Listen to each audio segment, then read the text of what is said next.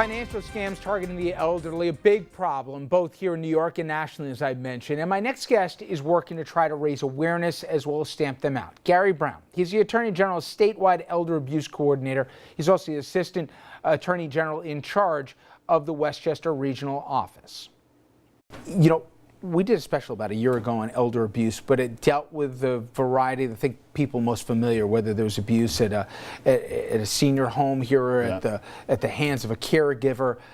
But especially around this calendar time, there's also another form of abuse that your office has worked on, and that is taken in by scams. And give an idea to the folks what kind of scams we're talking about, and we're talking about, in some cases, people's life savings. Yeah, well, the scams you were talking about, Rich, are scams where somebody known to the victim is the perpetrator.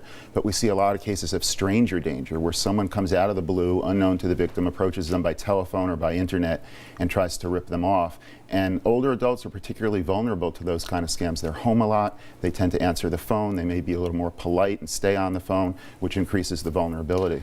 And let's give an example here.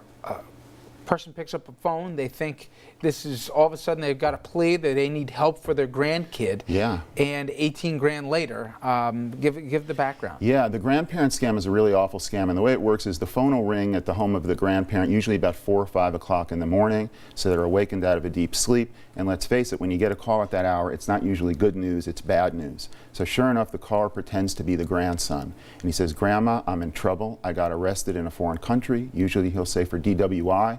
"And I need you to wire money real quick." "Shh, Grandma, please don't tell my parents. I'm really embarrassed. Can we keep it between you and me? But I need you to send that money right away." If they don't know the name of the grandchild they're impersonating, they'll start out by saying, "Hi, Grandma, it's your favorite grandson." Grandma answers, "Hi, Johnny." Now he's got a name to run with. So they're very, very good at it. If Grandma says, "Johnny, it doesn't sound like you," and of course it isn't really him, he'll say, "I broke my nose in the car accident that I was in connection with my arrest for DWI." And he'll then often hand the phone off to his attorney, another impersonator, who corroborates the entire story and says, "If you can get me the money today, I can get your grandson out. But if I don't get the money today, it may be another week or two before we get back before a judge." So there's this sense of urgency that the grandmother feels to run out and send that money. And sadly, this isn't an isolated case here. Give an idea. I know we don't have hard data yet. Yeah. It's a rather new phenomenon. But you guys have been looking at this for the last few years, and this is growing, isn't it? We get calls about it all the time. The Federal Trade Commission gets tens of thousands of calls about it. And just anecdotally, I speak to senior groups about 40 or 50 times per year, and it's the exception when some member of the audience doesn't come up to me afterwards or raise their hand during my presentation and say, "I got that call." They may not admit whether they wired the money, but at least they'll acknowledge they got the call. So it's very common and very underreported.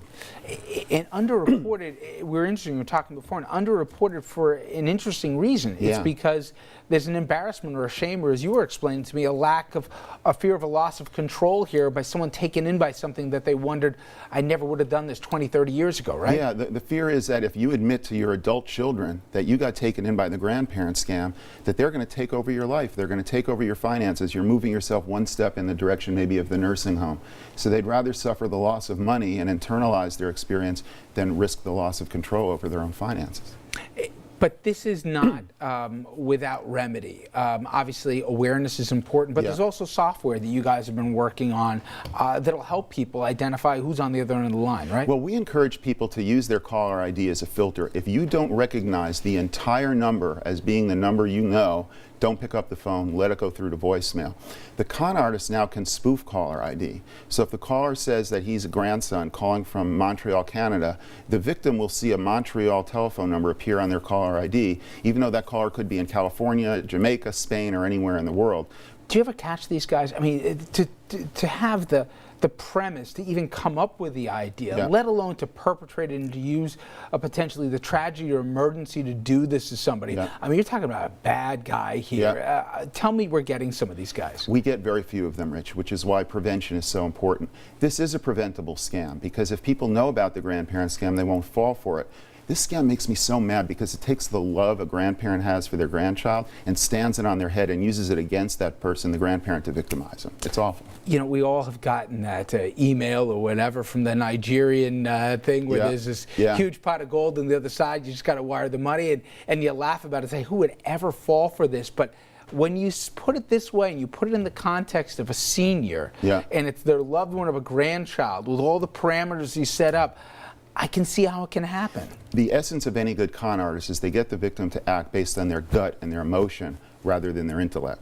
Well, I really appreciate it. And what we're now is we're going to bring up at the bottom of your screen, you're going to see the web address where you can go. These are additional tips and resources through the Attorney General's office here. And obviously, this is filling a real need here. It's sad that it exists here, but nonetheless, I appreciate, Gary, both the time and also the service you're doing for the folks. Thank you so much. I know my boss, the Attorney General, Eric Schneiderman, feels very strongly about this, so we appreciate this opportunity. Absolutely, Gary. Thank you.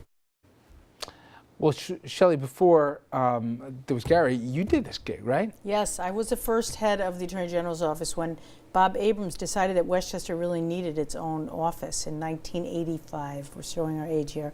And it's a wonderful job. Gary is just an exceptional leader there because like you were saying during the break, you have this tremendous opportunity to do good things for people and to help people. I mean, I spent a great deal of time with car dealers at that time.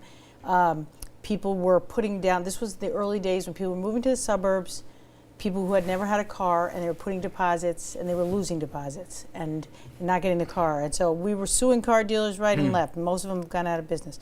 But it's a great job. And you heard these horror stories he was talking about seniors getting absolutely. I hear them in my office now. Wow. I hear them in my office now. In fact, I have a bill in Albany that is moving along remarkably that would ban spoofing. That's when you get the call that looks like it's in your area code, and you think it's one of your neighbors calling for some business, and it's somebody from wherever selling you on some scheme, to ban that in New York State, and I hope we're going to be able to eventually. But, oh, absolutely, I've heard this story. I have people come who have given money, not only the grandparent scheme, but they've given money to sweepstakes, they've given money to other things. They come in with their grandchild comes in and says, can you help get the money back? And we've tried. We've worked with the Attorney General. But we have gone one or two. Very difficult. Right? Yeah. Oh, they're very smart. Guys, thank you very much. Pleasure. And Thank you have you. a great weekend for yourself, Don. Thank you. You do the same. You as well. When we come back, though, we've got more on RFL, including what I think is one of the most underreported stories I can remember. Obamacare is actually working. 5 years, the anniversary here. We're going to talk about that. We'll be joined by the official that's running it in New York State, providing health care to more than 2 million people that never had it before.